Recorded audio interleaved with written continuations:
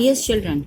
The next concept is that if two or more than two forces are applied on an object, then what will happen? We categorize these forces into two. One is the forces can be balanced or the forces can be unbalanced. Let us see the first category.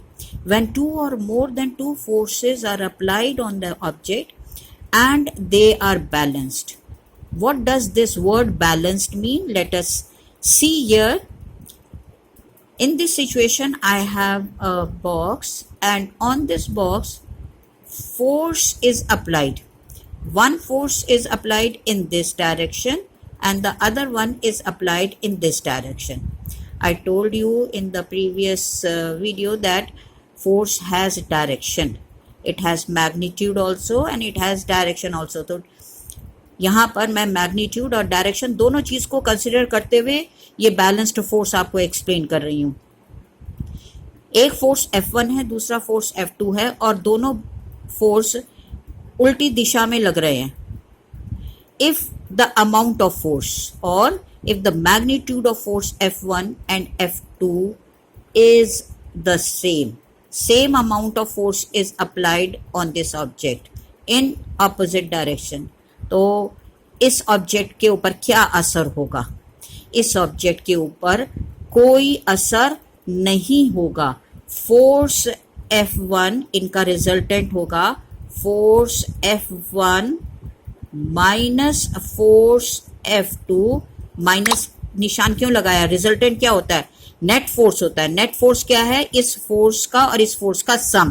पर यहां हमने minus का निशान क्यों लगाया है? Minus का निशान इसलिए लगाया है क्योंकि ये दोनों फोर्स उल्टी दिशा में हैं. तो फोर्स F1 और इसको इस तरह से भी लिख सकते हैं force F1 plus minus force F2, this is equal to 0. F1 minus F2, 2 minus 2 क्या होता है? 0 होता है. फोर्स F1 अगर 2 है और फोर्स F2 भी 2 है तो 2 माइनस 2 क्या होगा? 0 होगा. तब हम ये कहेंगे net effect of the force is 0. और जब नेट इफेक्ट फोर्स का, दो फोर्सेस का 0 होता है तो हमारा ये दोनों फोर्सेस बैलेंस्ड फोर्स कहलाते हैं.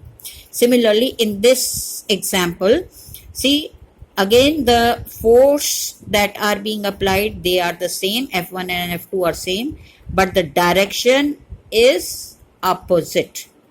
Here also the net force, the resultant force will be F1.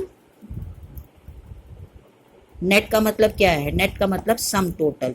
Sum total में एक फोर्स F1 है और दूसरा फोर्स F2 है और F2 के साथ मैंने माइनस का निशान लगाया है. माइनस के निशान ये शो कर रहा है कि F2 फोर्स F1 से ऑपोजिट डायरेक्शन में है.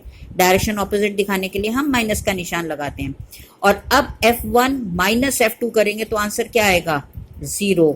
इसका मतलब ये दोनों फोर्सेस भी, if the magnitude is the same and the direction is opposite, then the net effect of these two forces is also 0 and I will call these forces as balanced forces. So you must have understood the meaning of balanced force. Balanced force is when the total effect is 0 and there is no motion of the object. The object remains still. We say that the forces are acting on the object is, they are balanced forces.